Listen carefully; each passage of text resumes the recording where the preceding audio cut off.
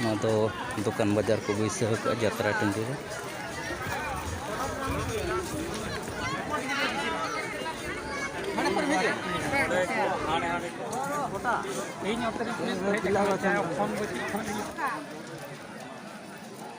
नोडे दो थोंडा को नाम नवा गड्डी रे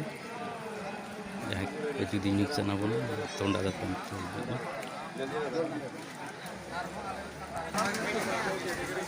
नोडे जहाँ बोल जाता नोडे काका तिकिना दुकान गड़म गड़ जुदी बाजार तिकी जुता तिकिन दुकान आराम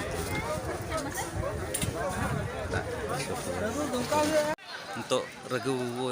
अब सूट रे बो नाम कदा किछि उनी ठन खन बार पत कथा बो अंजम जोहार के रघु जोहार के सलाम को जोहार और मा अबिन तीन संगे पे हेज अकना अडी संगी ले हेज अकना और अडी संगे ले हेज अकना अडी संगे हाय नडा हा हती सिकड़ी पता हुई कना होय बुरु यात्रा होय अदो नियल ले हेज अकना और अडी मजा कना अडी बेस बुझे कना अच्छा अच्छा सलाम को सदा लक्चर हिसाब से अडी चरा को कहानी होय कहानी को अडी बेस बुझे कना और आपे हो जदी सुर रे भात बेकान हिजुप पे होय नियल देपे गपा हुई ते हा अच्छा अच्छा बड़ी नपाय कथा अच्छा नासेना अबिना उपरुम बिन लय नोगा रघु अलिंगा युतुम मन हा रघु हेमरम चेक को बिन चिका नियल बड़ा कलिंग ना पले अलिंग दो कैमरा को इनकलिंग चले ñuga और इनकलिंग सरिंग बड़ा ñuga और नित दो मिलन ऑडियो लिंग दुरुप कना रिकॉर्डिस्ट लेखाते और ᱚᱠᱚᱭ ᱠᱚ ᱡᱩᱫᱤ ᱨᱮᱠᱚᱨᱰᱤᱝ ᱨᱮᱭᱟᱜ ᱢᱚᱱᱮ ᱠᱚ ᱢᱮᱱᱟᱜ ᱟᱠᱟᱫᱼᱟ ᱮᱱᱠᱷᱟᱱ ᱠᱚᱢ ᱥᱚᱢᱛᱮ ᱨᱮᱠᱚᱨᱰᱤᱝ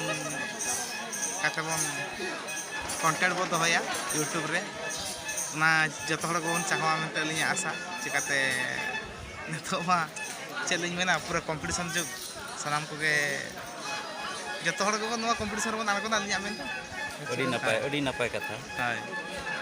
तो रघु और चेक को उनका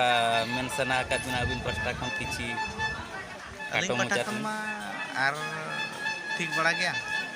अदो रुआड़ को दो ना तीन जो रुआड़ बन और किसी घड़ी खान अच्छा अच्छा हाय ना तिकिन बदक कनाय चांदो में को जिला तुला को बुझे कना हाय ठीक गया रघु अदो अलिंगा चैनल पस्ता खन अड़ी अड़ी सरहा अड़ी सरहा अलिंग सर होय ठीक मा तबे जोहार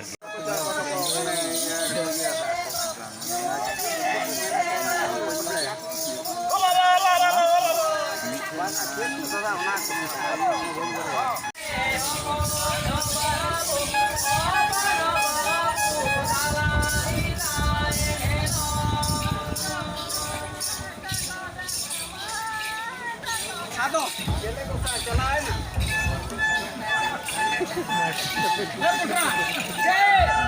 ठीक हो भाई तुम का तो भाई खेत को हम चल के मुन्ना तो ये जोहार है